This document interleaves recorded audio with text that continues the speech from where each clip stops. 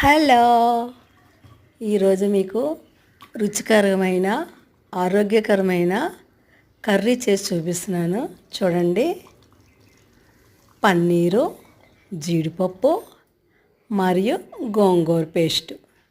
చూడండి ఫ్రెండ్స్, కావలసిన పదార్థములు: అల్లము, వెల్లుల్లి, కొబ్బరి, పచ్చిమిర్చి, జీడిపప్పు, ఉల్లిపాయ ముక్కలు, గోంగూర పేస్ట్, పన్నీరు. చూడండి ఫ్రెండ్స్, పన్నీర్ కట్ చేసుకొని ఆయిల్ వేసుకొని ముందుగా ఉల్లిపాయ ముక్కలు వేసి వేయించుకోవాలి.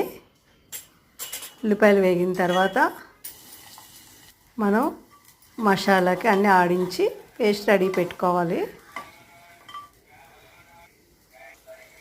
ఉప్పు, కారం, పసుపు, మసాలా పొడి వేసుకొని కలుపుకోవాలి.